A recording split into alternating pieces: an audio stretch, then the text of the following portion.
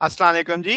आज का हमारा टॉपिक है लाइन शेप फंक्शन। इसमें बुनियादी तौर पे एक चीज आएगी जो लेजर एक्शन में हमें समझाएगी कि जो शेप है, जो आपकी फ्रीक्वेंसी रिस्पांस होगा एटम्स का, कि सिग्नल जब अप्लाई किया जाता है, जब फोटॉन गिरते हैं तो एटम्स किस तरीके से बिहेव करते हैं, वो एक फंक्शन से हम समझेंगे।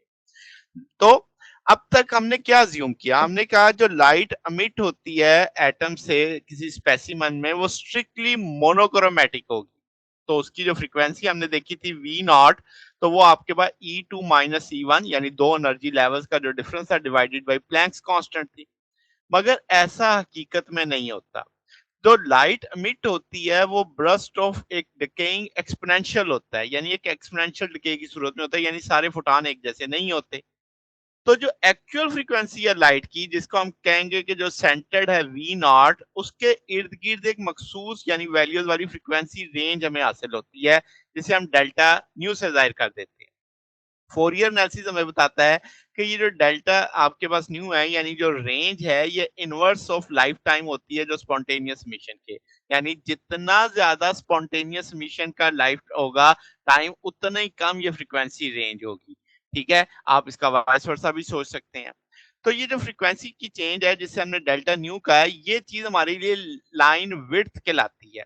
अगर आप इस तस्वीर में देखें तो ये आपको डेल्टा न्यू दिख रही है, यानी जो पीक वैल्यू का निस्फ है 1/2 आई इंटेंसिटी का हाफ दोनों साइडों पे उसके, इसके बीच में जो फर्क आएगा, इसके बीच में जो डिफरेंस होगा, जो फ्रीक्वेंसी डिफरेंस होगा इस इंटेंसिटी के कॉरस्पॉन्ड, उसको हम लाइन विड्थ के तौर पे देखेंगे।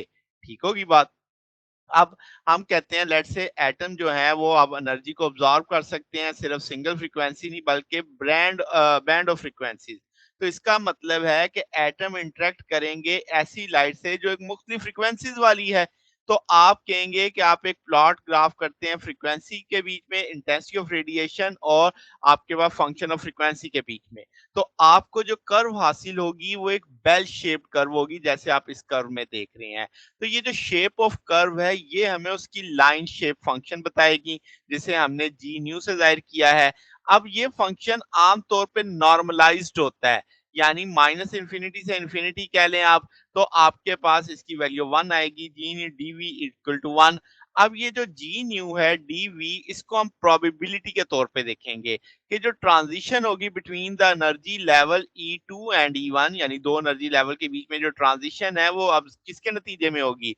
जब आप एमिशन या अब्जॉर्प्शन ऑफ फोटॉन, यानी अगर आप एक्साइटेड होंगे या आप डी एक्साइट होंगे, जिनकी फ्रीक्वेंसी रेंज न्यू और न्यू प्लस डी न्यू के बीच में होगी, यानी एक मखसूस फ्रीक्वेंसी रेंज के अंदर अंदर वो ट्रांजिशन ही होगी।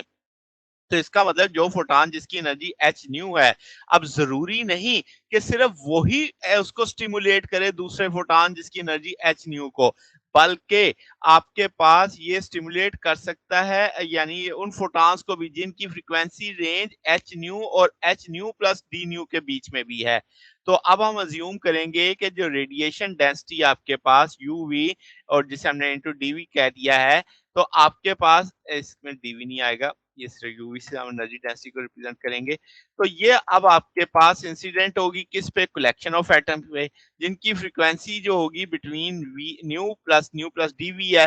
फर्दर हम कहेंगे कि जो टोटल आपकी पॉपुलेशन है N1 N2 per unit volume, वो N1 जी न्यू D1 N2 जी न्यू DV है एटम्स पर यूनिट वॉल्यूम, और ये कैपेबल होंगी interaction of radiation with the frequency, यानी न्यू और न्यू प्लस डी न्यू के साथ ये इंटरेक्ट करने के कैपेबल हैं, जैसे मैंने यहाँ पे लिखा। तो अब इस को हम जब आइडिया को लेके चलते हैं, तो जो गेन आपके पास कोफिशिएंट है पर यूनिट लेंथ, जिसे हमने पिछले लेक्चर में निकाला था गैमा, तो उसमें यहाँ पे ये फैक्टर साथ में ऐड हो जाएगा जी न्यू, और आप इसकी वैल्यू भी जानते हैं, B12 की वैल्यू लगाएंगे तो ये फैक्टर भी आ जाएगा। ये दोनों टूल हमने पिछले लेक्चर में पढ़े हैं, वहां पे आप डिटेल में देख सकते हैं। अब जो आपके न्यू नॉट है ये किसको रिप्रेजेंट कर रहा है? ये सेंट्रल फ्रीक्वेंसी को, जहां पे आपकी पीक आती है। अब ये जो लाइन विड्थ है या जो लाइन शेप है किसी एटॉमिक ट्रांजिशन की, ये किन चीजों पे डिपेंड करती है? यानी डिपेंड करती है कॉज ऑफ लाइन ब्रॉडनिंग पे। अब जो ऑप्टिकल फ्रीक्वेंसी ट्रांजिशन है गैसेस के अंदर, वो ब्रॉडन होती है किसकी वजह से? लाइफ टाइम, आपकी कुलैयन और डॉपलर ब्रॉडनिंग की वजह से। जब हम सॉलिड की बात करते हैं तो ये ब्रॉडेनिंग होती है किसकी वजह से लाइफ टाइम डाइपोलर और थर्मल ब्रॉडेनिंग की वजह से या आप कह लो रैंडम इनहोमोजेनिटीज की वजह से। अब इस दोनों बातों को जरा समझते हैं कि ये जो आपकी लाइन विड्थ ब्रॉडेनिंग मैकेनिज्म है ये आपको दो डिफरेंट तरह की एटॉमिक लाइन शेप्स देगा। एक को हम होमोजीनियसली देखेंगे, एक को इनहोमोजीनियसली ब्रॉडेन्ड लाइन देखेंगे। तो आप कह सकते हैं कि होमोजेनियस ब्लडेड लाइन क्या है? ये एक एसेंशियल फीचर है किसमें कि जिसमें होमोजेनियसली ब्लडेड एटॉमिक ट्रांजिशन में हर atom same atomic line shape देगा, यानी सेम फ्रीक्वेंसी रिस्पांस देगा। जब आप एक सिग्नल अप्लाई करेंगे तो सेम इफेक्ट आएगा तमाम एटम्स पे। यानी क्या मतलब कि आपके पास उनकी जो लाइन विड्थ होगी, एनर्जी लेवल होगा हर एटम का वो सेम होगा प्रोबेबिलिटी फंक्शन के साथ। यानी आपने सिग्नल अप्लाई किया, तमाम एटम्स ने एक जैसा बिहेवियर दिया आपके पास। तो इस तरह जो लाइन शेप आएगी उसे हम होमोजीनियसली ब्रॉडेड लाइन कहेंगे। ये देख सकते हैं आपके पास लॉन्गर टाइम है, यहाँ पे शॉर्टर टाइम की है। ये इस तरीके से आपके पास होमोजेनियसली ब्रॉडेड लाइन है। इनहोमोजेनियसली ब्रॉडेड लाइन की अगर हम बात करें तो आपके पास इस मैकेनिज्म के अंदर क्या होता है, यहाँ पे आपका जो सेंटर्ड फ्रीक्वेंसी है इंडिविजुअल एटम की वो डिस्प्लेस हो जाती है। वहां पे जो आपने देखा ना वी नॉट ए की वैल्यू थी, अब यहाँ पे इंडिविजुअल एटम की जो सेंटर फ्रीक्वेंसी है वो डिफरेंट डिफरेंट है। तो आपके पास जो ओवरऑल रिस्पॉन्स है कलेक्शन का वो अब आपके पास इंडिविजुअल एटम से यानी डिफरेंट होता चला जाता है। तो different atom slightly different resonance frequency रखते हैं, यानी सेम एक ही तरह के फोटॉन आपने दिए मगर हर एटम डिफरेंट बिहेव कर रहा है।